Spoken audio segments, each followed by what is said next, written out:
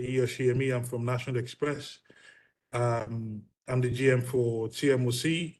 As you know, National Express took over the contract from RATP Dev on 11th of February 2024. So we've been in the job for about 6 weeks. And I'll just tell you briefly about National Express. So National Express is a global transport company. Originally, it's a UK with operations in the US. So part of the operations include school bus, shuttle and transit operations. And in terms of the shuttle and transit operations, we are currently located in 43 locations across the US. And when it comes to the North and South Carolina, we currently operate in 4 cities across North and South Carolina, which Charlotte is one of them. So we're excited to be in Charlotte. We believe as a National Express, this will be a beginning of good, mutually benefiting collaborative relationship with the City Council. So as for myself, I've come in as a GM, being recruited into this role. I've been in the transport industry myself for about 25 years, working across different countries. The US is actually my 7th country where I'll be working, and I've been worked both in the public and the private sector.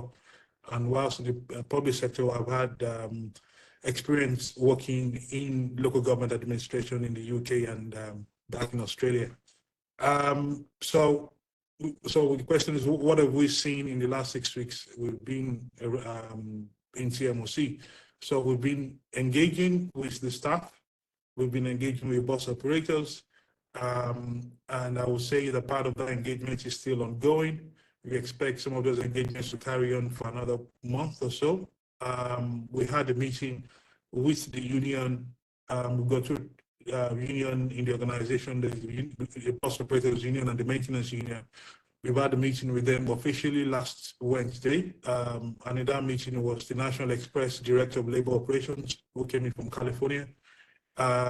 So we believe we will continue to engage the issues. And prior to that, was also myself and my colleague, we've been riding the buses as well, just to get a feel for what it's like. And some of the messages we've been getting, we've been taking that into consideration. So what are our key priorities going forward? One is to try and improve safety, which has been one of the things that have been a big issue in TMOC and in CATS as a whole. And I would say there's a lot of good work being done by CATS in terms of improving bus operator safety. As I mentioned, some of those is the ambassador program we started recently, and also the deployment of security personnel on the buses. So we believe we will continue to collaborate with CATS in this regard. In addition to that, what we found is also that a lot of, since the high turnover of bus operators post-COVID, there is some sort of inconsistency in terms, not inconsistency, I think there's been change in policy with regards to how bus operators should respond in certain instances. And the older tenured staff who've been there for 10, 15 years, they've not been exposed to some of this new training. And so starting from April, we've got a program lined up to commence an entire refresher training for all bus operators.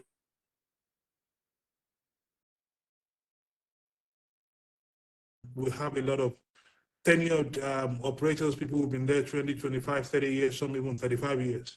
So so we need to try and bring everybody up to the same level so that there is some consistency in how they respond to passengers in certain instances.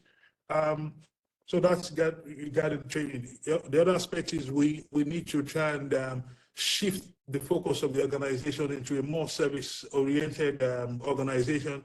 As you know, we are accountable to the City of Charlotte and to CATS, and CATS is ultimately accountable to the City of Charlotte. So we need to ensure that our staff focus more on why we do what we do. And we need to always remember, we need to always constantly remind them that we are here to provide a service.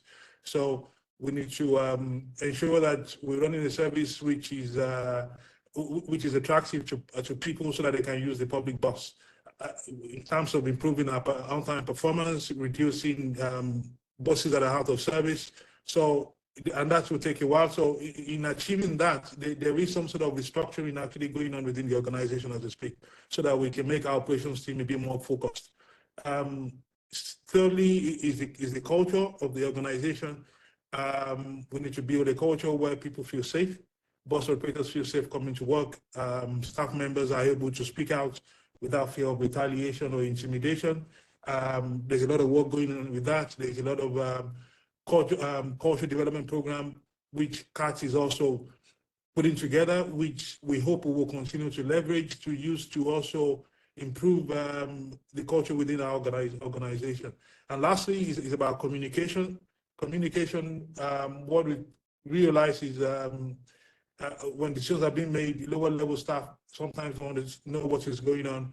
We need to try and improve communication with our staff, with our bus operators, and also with the union. For example, we believe if we can improve our communication, we will probably even reduce the number of grievances we get from the union, because currently I have superintendents who spend almost half of their time dealing with grievance hearing, and we don't, like I said to them, we don't get rewarded for the number of cases we win in arbitration or the number of grievance hearings we win. What we get rewarded but we will get penalized if we don't achieve our on-time performance, or we have a high number of mistrips. So we need to improve communication, engage more, engage with the community, listen more. There's a channel where customer complaints come in. I have someone within the organization who's responsible for responding to those complaints, as well as safety. Part of the reorganization is ensuring that that person reports directly to me, so that I can have first-hand understanding of exactly what is going on. So those are some of the changes we're making internally as an organization, and we believe in the next coming months, CAT and ultimately the city of Charlotte will begin to see some difference in how the buses are being operated in Charlotte. Thank you very much. Thank you, sir. Before we go on, do we have any questions?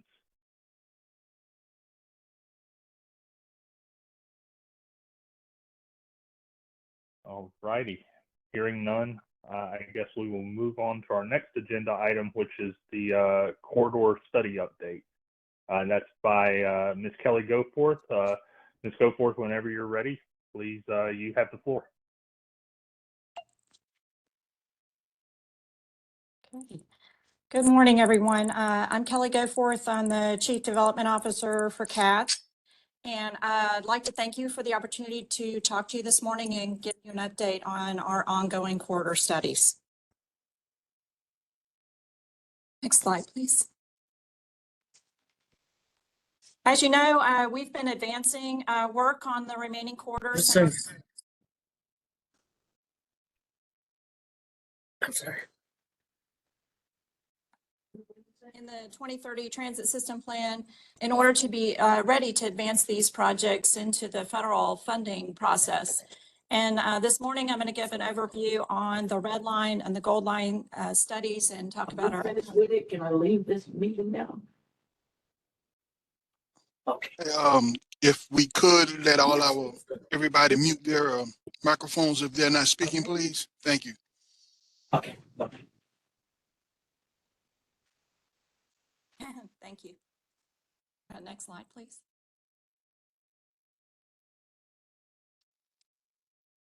The red line is a proposed 25-mile commuter rail line with 10 stations that serves Charlotte, Huntersville, Cornelius, Davidson, and Morrisville.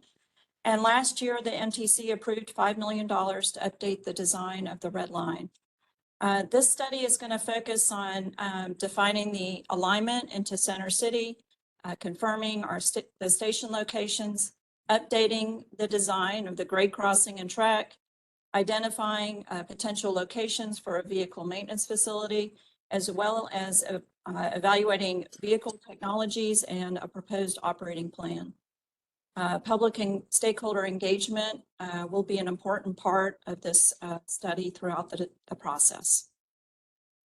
Next slide. We've recently kicked off this study, and Brian Nadolny is the Senior Project Manager for the Red Line, and I believe he's on today. He'll be available to answer any questions that you might have. Brian has 25 years of experience with the city and CATS, and he's a real expert on the history of the Red Line. He's worked on this project since its inception. Through a competitive procurement process, we selected the consultant team led by HDR to conduct the study. And we've established a technical team of staff for the project that includes all the jurisdictions along the corridor, as well as Iredell, Mecklenburg County, the MPO, and Lake Norman Transportation Commission. The staff began work on the station area planning through a series of workshops this February. And finally, I want to mention that ongoing discussions are underway with Norfolk Southern regarding the potential acquisition of the O-Line.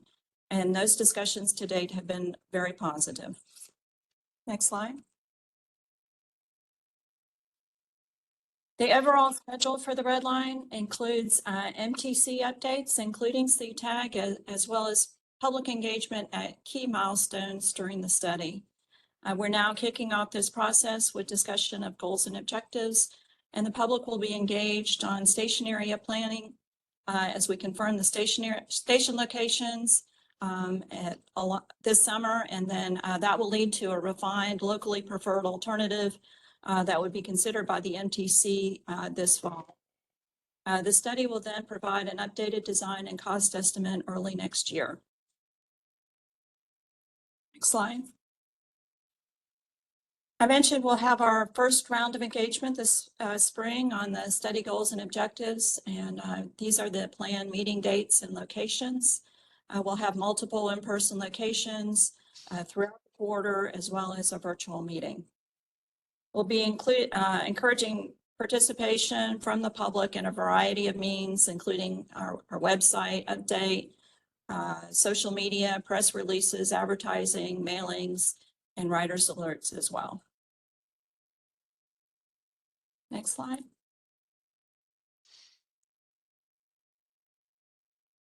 Next, for the Gold Line extension study, the Gold Line Phase 3 project would extend the streetcar line 2 miles to the west and 4 miles to the east with 18 new stops. And the City of Charlotte provided $4.3 million of funding for the design and environmental study. And we also recently kicked this study off. This work will focus on evaluating ways to improve the travel time and reliability on streetcar, updating the design and confirming the stop locations along the both sides of the corridor, as well as updating the environmental document. We will also focus on ways to reduce the construction impacts along the corridors, learning from our experience on Phase 2, and also looking at programs that other systems have potentially used to address this issue. Again, we'll have public engagement and engagement with stakeholders throughout this process. This study kicked off late last year, and Jim Fatula is the Senior Project Manager for the Gold Line. He's also on the line today to answer any questions you might have. Jim is a very experienced engineer and project manager. He's previously worked on both the Blue Line extension and the Gold Line projects and numerous projects with our rail operations group. Again, through a competitive procurement process, we selected a consultant team led by AECOM that will help us with this study. We established a technical team, and that process kicked off last fall. That includes an interdepartmental team at the city as well as Mecklenburg County. And as I mentioned, we've been having a series of technical workshops focused on design alternatives, and now we are looking to kick off the public engagement process. Next slide. For the Gold Line, we have a series of in-person meetings on both ends of the corridor, as well as a virtual meeting planned. And here are the dates and locations for those meetings. And again, we'll have a large variety of public outreach methods to ensure that we're gathering broad input from the community and have various ways for people to provide their input. Next slide. Similar to the Gold Line, the overall schedule for the Gold Line will include MTC updates, including the CTAG, as well as public engagement at these key milestones. We're now kicking off this process with our goals and objectives. And then the public will also be engaged on our design concepts and stop locations this summer, again, leading to a refined, locally preferred alternative to be considered by the MTC this fall. We'll then move into the 30% design process and update the environmental document that was previously completed for the project. And that will take about another year with anticipated completion in fall of 2025. And so with that, that concludes the update on our corridor studies. Then Brian, Jim, and I would be happy to answer any questions that you might have. Thank you, Ms. Goforth. I will go ahead and start with my question. I suppose it's regarding the red line. I know the last time the red line was discussed seriously, it was basically rush hour commuter rail service one way, more or less on diesel trains. Has there been any new thinking regarding the service level, double tracking, electrification, two-way service, anything like that? Or is it still too early to tell? Has there been any conversation in that regard? We have been talking about the service plan, as that is an important part of this study. We'll be looking at the operating plan. And what we've been talking about is, as you mentioned, there was a focus on peak hour service in the previous studies. And we've been talking about, an evaluation of a service that would be more all-day consistent service, still 30-minute frequency for that service, but looking at service in the evenings as well as on the weekends as well. The ability to service special events with the commuter rail as well. These are comments that we've received from stakeholders and public that are interested in that expanded service level. So that'll be one of the aspects that we'll be addressing in this study. Brian, is there anything you'd like to add? Yes, I'd just like to add, when you mentioned about electrification and two-way services, one of the things about that's different than several other lines around the country is that we would still be sharing the tracks with Norfolk Southern. They have existing customers on the line, so whatever service we create, we have to make it sure that it's compatible with the freight operation. So things like electrification become challenging with things like that. But it's also a single track line, and we're looking at ways that we can make that better in both directions with making passing sidings and double tracking in segments. But it wasn't designed as a double track line originally, so we're looking at that during the study as well. Hey, Mr. Perfect. Chairman, I Thank have you. a couple of messages as well. A couple of questions. Sure, go ahead. Martin Wheeler here. I guess we're contemplating bi-levels for this service, or is it single level cars? Also, I wondered whether or not, that's my understanding, the problem is with the connection to the Gateway Center due to changes made by Norfolk Southern and NCDOT. You cannot use the entire O-line to get down to the site. You have to come off at a connection track at Atando and come to the NS main line, which really causes problems in trying to get all those trains through there. So I wondered if there was contemplation of possibly a third level bridge underneath Brookshire Freeway to get rid of that problem. And also, I was just down in Florida recently with Sunrail, and they've been doing a commuter operation there for a number of years and continuing to expand that. They actually went ahead and bought the corridor from CSX, so they're running their own ship there, and it seems like that might be the better approach than leasing the right of way from NS, where they're still sort of running the show, and you have to adhere to what they want to do more so than what you would if you actually own the corridor yourself. Thank you for the question. Those are two aspects that are a key part of the study in terms of vehicle technology. We will be evaluating various vehicle technologies through the study, including what was assumed before, traditional locomotive and cars with bi-level coaches. But we'll be looking at other technologies, including diesel multiple units and other fuel technologies as well through the study. There's no, we're, just at the beginning of the study, so that'll be an aspect that we look at. In terms of alignment into the center city, we have been done some initial evaluation on that and have developed an option that we think will work for both CATS as well as Norfolk Southern.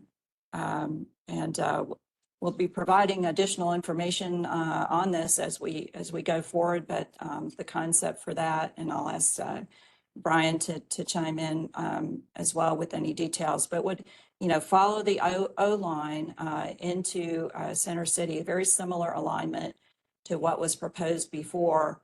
And then where the O line ends at the ADM facility, we would connect to the Norfolk Southern main line track.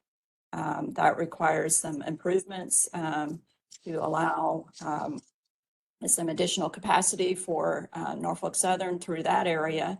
But in discussions, we believe that's a feasible option, is to use the existing track to access the Charlotte Gateway Station, and that'll be on the west. That would be on the west side of the mainline tracks through Center City. Brian, would you like to? Yeah, I think that's accurate. You are correct that the alignment that was proposed in the past was no longer viable. So we were looking at several options, including the one you mentioned, which would be coming off at Atondo. So we looked at several options and presented them to Norfolk Southern, and working through the options, we feel like we have a preferred one that works for both of us. And it actually turned out to be very similar to the one from the past, but it involved those improvements that Kelly was talking about, and just a lot of discussions. But so we'll be sharing the preferred option, but also have several other, viable options that could have, that we haven't eliminated yet, but we've settled on a preferred one that we're moving forward with, making sure that works. Right. Thank you very much. And also the question of lease or purchase, is both of those options being looked at in discussions with Norfolk Southern? Yes. Thank you. I would just say, what the Sunrail deal, every deal is different. So I'm not sure if CSX, sold it outright and they had no need for the corridor anymore. But I mentioned before that Norfolk Southern does still serve customers. So we have to, work out how they would serve them. But I think all options are on the table now, and those are ongoing discussions. And I think because of the sensitivity of it, we can't get into the actual details until those are worked out. But we understand, both options are viable and important. Right. Thank you, Brian. Sorry, Mr. Wheeler, just one more question from me. How many trains does Norfolk Southern operate on that line, and how many customers do they have? Do you know that? On a daily basis. Yeah, I mean, they have, a few customers on the line. They pretty much run an average of one local train a day, but it varies by day. So it's really tough to answer that, specifically. Certain customers take a shipment once a month, certain take once a day. So they usually just load up one local train and serve all the customers that need service that day. They also don't run trains throughout the entire length of the corridor. So the customers tend to be closer in the Charlotte area up through Huntersville to the Veerhoff area. And then they also have customers up in Mooresville that they can service from the north. But so yes, so some people might not realize that they do have those local trains, because some parts of the corridors haven't seen a train for a long time, and that's just because there's no local customers on that portion. Thank you.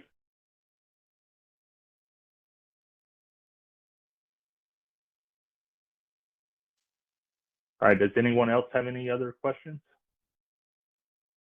I have a question concerning the Gold Line, and I understand that you'll be, I guess, looking at the alignment during all of these studies and coming toward an approval and a final design.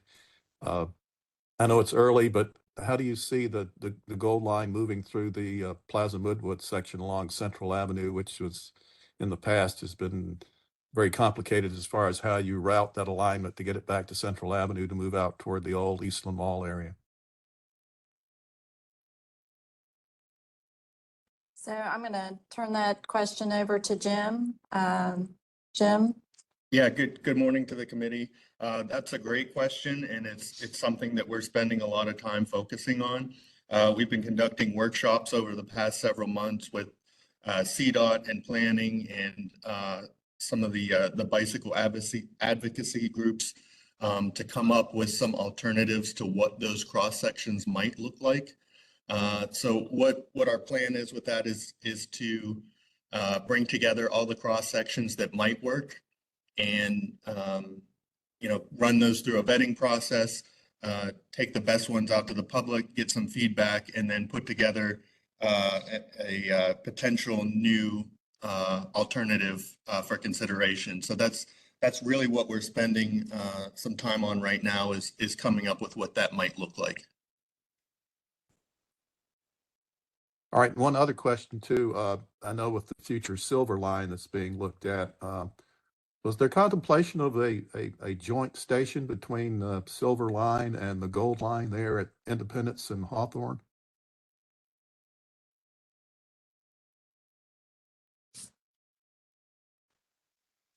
One of the things that we're looking at in this study is what we're calling stop verification.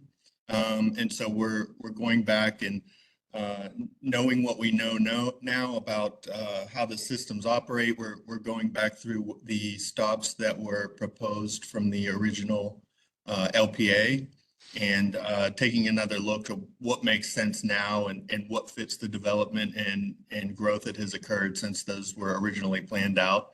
I believe it was back in 2013. I don't know specifically. I don't believe specifically there's we've considered a joint stop, but it is something that we really haven't touched on too much yet.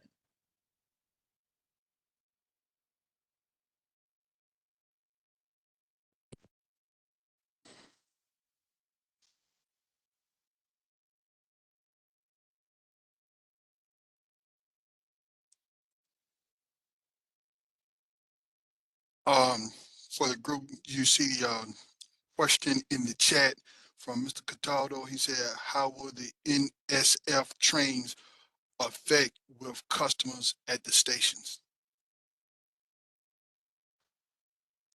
Yeah, so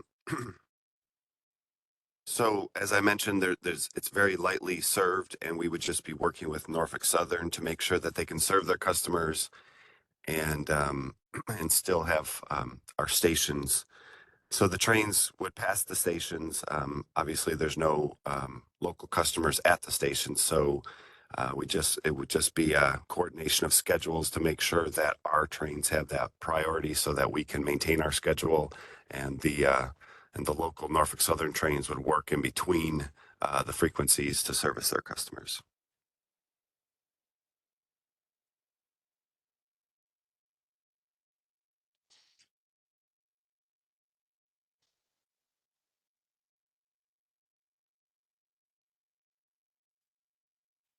All righty. Any other questions about the red line or gold line?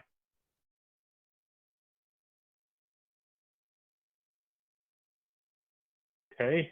Hearing none, we will move on to the FY 2025 operating budget presentation by Mr. Howe. So, Mr. Howe, whenever you're ready, the floor is yours. Good morning, Chairman Parker and committee members. I hope everyone's doing well this morning. Can everyone hear me okay? Yes, sir. Yes. Okay. I'm going to stop my video so you aren't staring at the side of my head as I present. When we'll get, and then I'll share and we'll get going.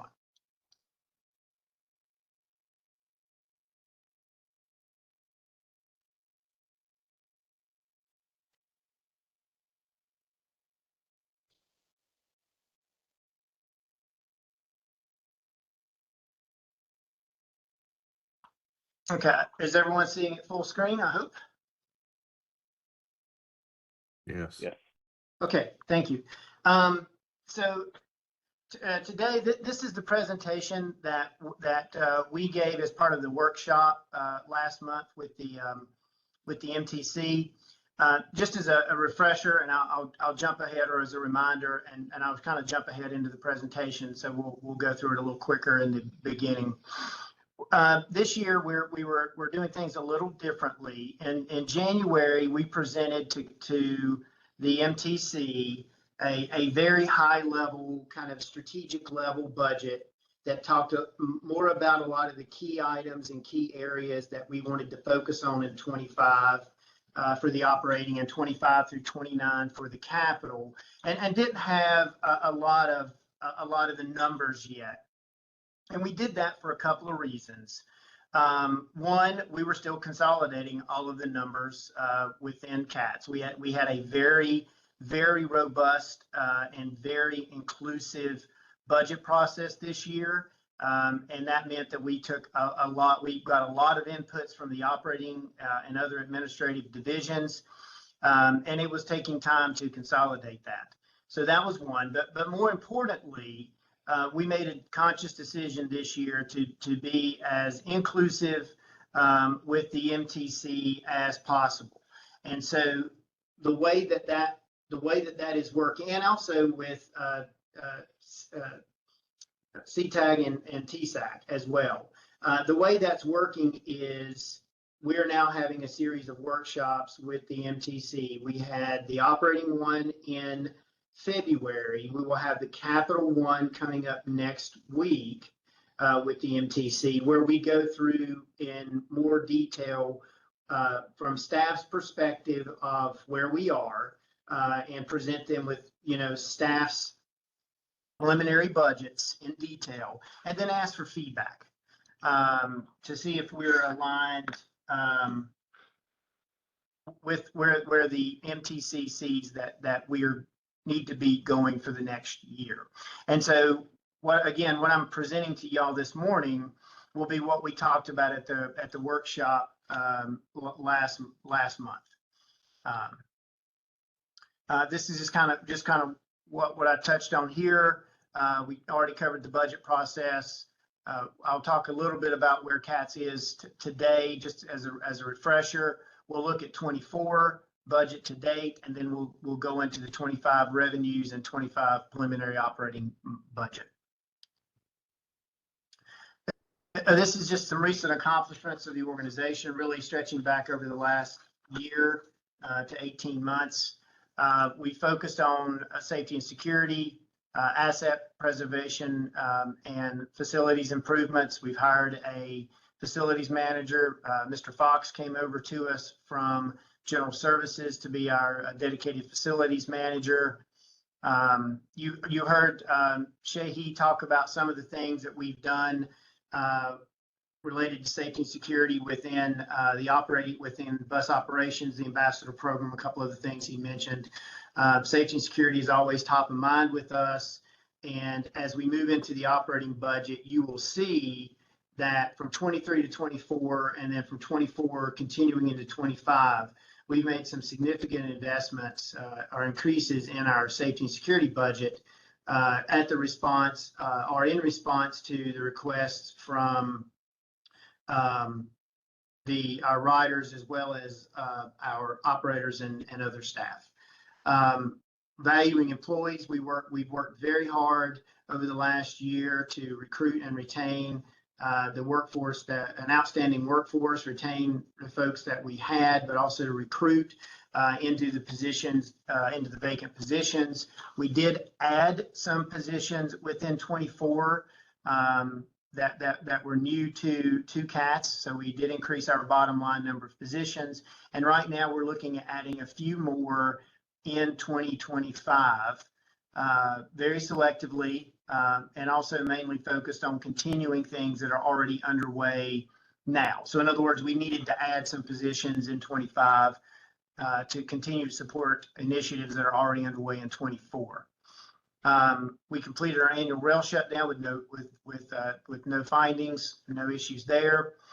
We were successful in getting a $30 million grant that's zero emissions. It's called LONO. It's going to purchase hybrid and BEV buses and supporting infrastructure. We've reorganized the department. You'll see that in a slide coming up here as a reminder. We touched on recruit and retain efforts. We're in the final stages, as I've briefed this group before. We're in the final stages of 2 audits. In fact, hopefully I will email them today the last bit of information that they have requested, and we would expect to see a draft report back from them in the near future. Again, when they send us a report, we'll still have a chance to respond to that. They've not shared any findings with me to this point that are material in any way. We're still just working through providing them with some documentation in support of their requests. And actually starting this week, we've initiated some peer reviews. These are sponsored by APTA, but they're bringing on site a number of professionals from other transit agencies, and these are going to be focused on safety and security, paratransit, our STS operations, and then rail operations as well. If y'all have questions, please stop me. Mr. Ford, if you could, I can't see if someone raises a hand. If you could please help me with that, but I've got no problem with y'all asking questions as we go. This is our updated org chart.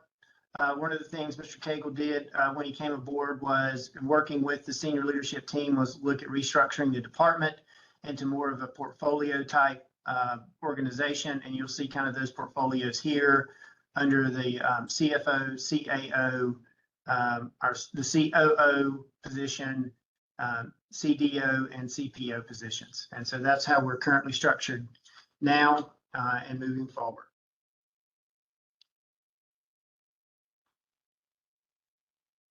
This is our updated mission and vision and our core values. Let me particularly call your attention to the FY25 strategic priorities here.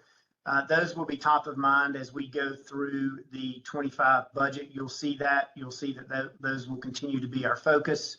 And those were kind of our guiding principles as we move forward with this preliminary budget to present it to the committees and to the MTC. We've already touched on the budget process, and so what I think I'll jump to here is going forward. Again, this month we will have a workshop with the MTC focused on the capital. We'll have a quick reminder of the operating budget, and then spend most of the time talking about the capital budget, with the intent that in April they will again adopt the 25 and 25 through 29 budgets and present those to the city for consideration as part of the city's overall budget. And we'll be coming back to this group next month to go through those budgets as part of this meeting as well. Before I jump into 25, I want to touch briefly on 24. Revenues are staying pretty consistent with where we would expect them to be. Our sales tax is coming in strong again, and you'll see it continuing to be strong into 25. Again, as a reminder, we work with the city's economist. So the city has a full-time economist. He's part of the city strategy and office that helps us look at and project our sales tax. And so this is done in working with Mr. Tazifor is his name, and Dim Tazifor. We work with him to calculate that. Grants and interlocal agreements, those are still coming in strong. The third one here, the third category, this is really the transfer that we get from the city to support our maintenance of effort and also to run the streetcar. We also receive a few funds here from Huntersville as well as the county. Passenger fares, I'll jump ahead and talk about this briefly. There's a slide later on, so I'll skip it there. Our ridership is continuing to improve. We have not gotten back to pre-pandemic levels yet. You'll see that in detail later on, but they are continuing to improve. We did miss our estimate here a little bit, but we are projecting to continue to bring in additional fares going into 25. Neither in 24 nor going forward into 25 did we have any fare increases. We've not had fare increases for the last few years. FY25 would normally have been a fare increase year, but we didn't feel that that was appropriate at this time, and so we are suspending that, or recommended suspending that at this time. Here's the other, I always talk about two sides of the coin. Here's the other side of the coin.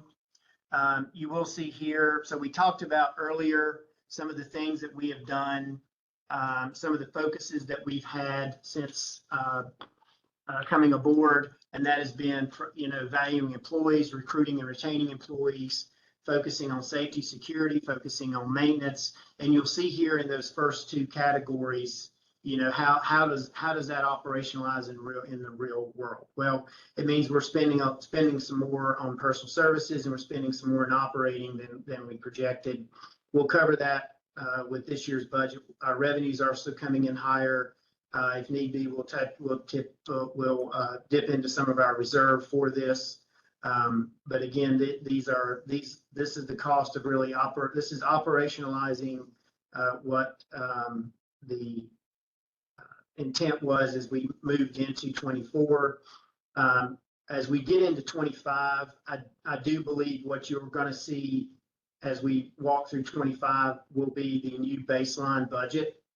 So these type of increases will continue into 25, but I do believe that the level of increases, the amount of the increase, if you want to think of it as the angle of the change, will not continue to be as substantial into 26. I do believe 25, you'll see these level out in going from 25 to 26, because 25, we worked very hard to get to our true updated base numbers.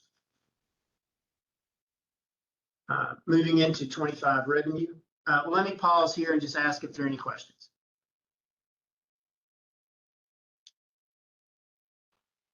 Because I can talk about budget all day. All right, so I'm going to go ahead and jump ahead. So now moving into 25, again, we'll touch revenues first. Couple of things here. We're still projecting it's probably closer to a 4% annual growth in sales tax. Passenger fares will remain relatively flat. Federal and state grants, so we're still expected to get the normal grants that we get, the formulaic type grants. We're still projecting those. One thing that CATS Finance, the budget staff in CATS Finance has taken on as one of their missions, and I would say they are really working hard at this, is looking at prior grants that we received. So I think everyone's aware, when you receive a grant, you sign an agreement that says you'll spend it for certain things. Well, inevitably, just like in any time any of us do business, you think something's going to cost X, it may cost Y, so you end up with some savings. And so, long story short, we're working to reprioritize or shift any savings that we can identify into the new strategic priorities that we have in 25. And so that's taking time to do, but that's really what that first bullet there means. Of course, our financial safeguards remain in place. We have a total fund balance coming into 24 of approximately 250 million. Of that, we're required to have 130, 100 on the operating side, at least 30 million in our reserve fund. And we are projecting to end 24 with those and go into 25 with those, with the 130 intact. And now you're kind of, next few slides, you'll see what I just talked about kind of in some graphs and numbers. So a couple things here. Again, sales tax, we're still projecting it to be up. Passenger fares, so we're projecting a slight increase there over where we expect to end in 24. And again, I think that's because you're starting to see ridership come back. We've worked very hard to incorporate the ridership trends into this year's financial model, which helps us project these. So thanks to Mr. Lawrence, I think he was on the call, and his team for helping us with that. And so we think we've got good fare numbers in here this year. There again, going into 25, there will be a slight draw from fund balance, again, to continue to support some of our initiatives that are underway. Here's sales tax in just a little more detail. You still can see it's still continuing upward trend. Federal and state grants, just a quick breakdown of those. We're basically maintaining it flat from 24. And this again is our formula-based grants. It's also some of the last years of the COVID money that came in to support operations. And so we will see that begin to drop off in 26, not go to zero, but it will continue to drop off. So that's some revenue that we're going to have to look at realigning to continue that, which we are looking at now. Maintenance of effort. This is the money that comes in from City of Charlotte and Mecklenburg County and Huntersville to support our operations. And this really deals with language from the sales tax legislation that said that you must continue to, it could supplement but not supplant existing revenues or existing income. And so that's what this is. This was income that was existing prior to Article 43 implementation. We touched on ridership. It's coming back, but it's not quite up to the levels that it was pre-pandemic. And you actually see that here. So if you can think of this, gray is pre-COVID. Light blue is kind of the COVID, the pandemic years, or the bulk of the pandemic years. And then now we're starting to come out of it. So you'll see that we are heading back up, but from a financial, both from a ridership and its impact on fares, we've not recovered back to where we were even in 2020. We have a question from Donald Rose, representative from Matthews. His Yes, question is, will CTAG have an opportunity to review the budget at line item levels, comparing proposed versus prior year ahead of the April meeting when they're supposed to give their recommendation? I would just say reviewing the budget at line item level would be thousands of lines. So yet I would say review at a detailed level, certainly, but I would suggest that a line item level of detail, it is a lot, but I would defer to the committee for that. But that would be that's a lot of detail to go through. But yes, the intent is to have a much more detailed review of the budget. But I think going forward here, we may answer some of your questions even at a more strategic level.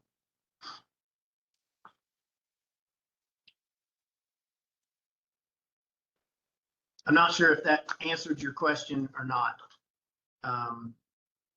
but a line item level detail would take a good amount of time to do. Yeah, hi, this is Donald. I didn't mean every detailed line. I'm sorry, but just something that does show even at higher level prior year compared to what's proposed. Yes, that we are absolutely doing. And I think you'll see that a little bit later on. And then, so let's touch base after we get through and see if that's getting closer to what you're talking about. That sounds good. Thank you. Yeah, okay, thank you. Moving into the, we're gonna move into the operating side. Now, I think this will answer some of the questions. It may not be quite drilled down as much as you would want, but I think it gets further, certainly gets further than just totals. Again, just a reminder of the strategic priorities. So this is kind of repetition. These are the items that we're focusing on going into 25. And you'll see that throughout. Our key budget drivers, of course, it's complying with the financial policies. This is a financially constrained budget in that, you know, we were not able to fulfill all the requests that came into us from the operating divisions. It's always a balancing act. Everyone here I know is familiar with that. And so it's the same here. This budget through the end of 25 June 30 of 2025, FY25. Our goal, or this budget is designed to maintain the level of service that we have today with only slight changes as necessary. And so that's a critical point that we've pointed out to everyone, each of the groups that we've presented to. That is the way that the budget was built. And that's where we are. There is some flexibility in there if we need to respond to some increases or increased demand or increased needs. But overall, the service you see today with slight changes will be where we'll be for at June, from now until June 30 of 2025. There were a few enhancements again approved, but overall, those were really in support of things that were already underway in 24, not a lot of completely new enhancements that would originate in 25. A couple of key initiatives I'll touch on here. We're taking some actions to continued investment in employees. Again, was increased retention and recruitment efforts. We also are looking at a fare policy redesign, a possible system rebranding, not a complete rebranding, but just looking at some of the associated brands that we have that we can streamline. Continued investment in safety and security, looking at starting to stand up microtransit, and continuing with our facilities improvements. Our challenges, again, it's a financially constrained budget, so it's just like with each of us in our personal lives, it costs cats more now to operate than it did a year ago, and we've taken that into account. CPI and cost of living and all of those affects us as well. I know everyone's aware of that. Aging system, we're continuing to work to bring the system back up to speed, whether that's our aging infrastructure and vehicles. We've made great strides with our LRV fleet, getting that back up to maintenance, just really catching up the maintenance where it was. And I think that's really the way I would classify catching up the maintenance to where it should be for the amount of time on the vehicles. Our bus fleet, we've slimmed down our bus fleet, but also looked at replacements to bring it back closer to the a 12-year useful 12-year lifespan, average lifespan. Adjusted to changing ridership patterns, and also we're working hard and looking at, and Kelly and her team that we're on touched on this, the growing region that we're in and meeting its transit needs. Todd Stice. Yes. Todd Stice, the representative from Davidson. Yes, sir, Mr. Request Stice. that it would be helpful to see a list of the capital improvement projects. Yes, so this is just focused on the operating budget. You will see at a future meeting getting into the details of the capital program. So that will be coming, yes.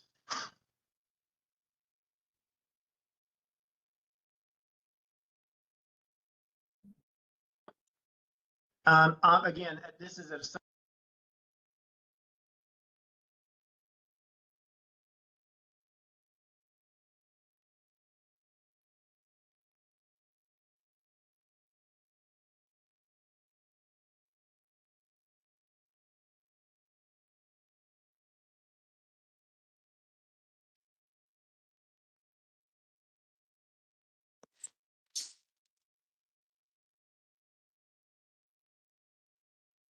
in other words, it's where we need to be from an expense standpoint. Hopefully, there should not be the amount of increases going forward that there were from 23 to 24 and 24 to 25. One thing I will note here is the decrease in operating expenses is primarily because talking about the capital program, we have shifted some of the maintenance expenses to the capital program. Because the type and nature of the work done has changed. And so if you added that back here, you would be closer to 120 million versus 103, just for comparison purposes. So we are continuing to increase operating and personal service expenses. Into a little bit more detail here. I know this is not exactly a comparison by section of 24 to 25 or 23, 24, and 25. But kind of some of the details here. Personal services is about 50% of our overall budget. Maintenance, again, if you look at what we said we would concentrate on here, maintenance is another critical part. Contract services also has other operational items in there, and then safety and security is almost 20 million. So out of the top 5, 4 of those are specifically things that we said we were going to focus on. The transfers are the transfers that are required by our policies to debt and to revenue reserve. And so this gets a little bit more into the details of the breakdown. I get, as requested, let me just go through a little bit more here than I'd intended to kind of respond to some of the requests. And again, thanks for raising those. ISPs, that is CATS paying the city for the services that they perform for us, everywhere from procurement to finance to vehicle to maintenance of vehicles that they maintain for us, to a number of other things. And so we, again, being a department of the city, just like all other departments, there's certain common services that we pay back the city for. City administrative costs are the same. I kind of merged those two together. So those two things that I just talked about together are payments to the city for those items. ISPs are more specific to maintenance and repair items and things like that. Motor fuels and lubricants, again, we're seeing that go up from 24 to 25. We do have long-term contracts in place that help us manage the increases, but we are seeing increases there. Also, with some of the work that we're doing within our fleet, you will begin to see a shifting away in some of our vehicles from diesel to gas, and that will also have some impacts on fuel costs. Recruiting and retention, specific items related to that, you'll see a small amount there, but significant when you look at it in the grand scheme of things, that is a focus of the department this coming year.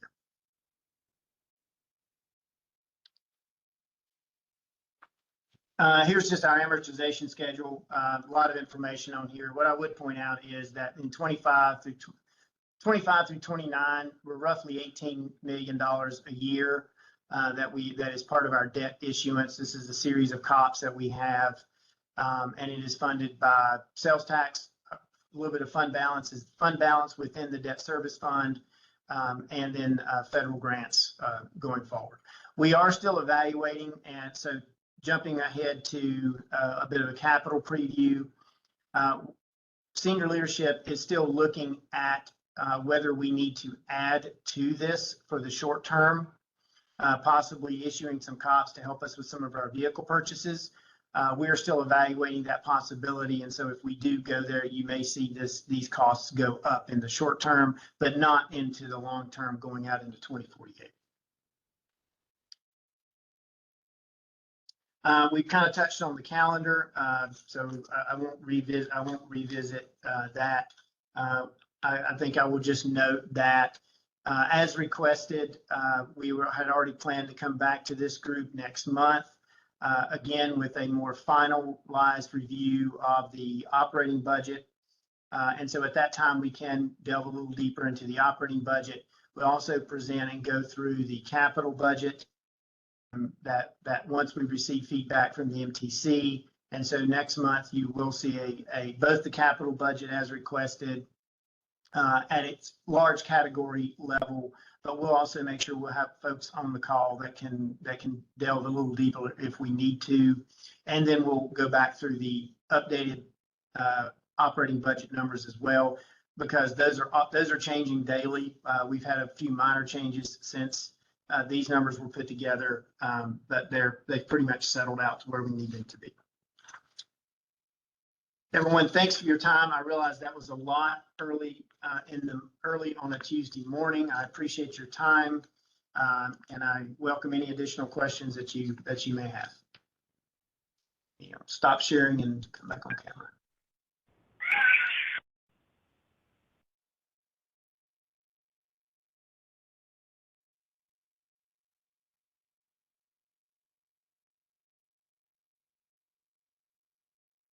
All right. If there are no other questions or no questions, I guess we can move on to the final agenda item, which is adjournment. Before we do though, just a reminder for everyone, next month is our in-person meeting. So we will all be meeting up at the Government Center same time next month, and look forward to seeing everyone there. And with that, do I have a motion to adjourn?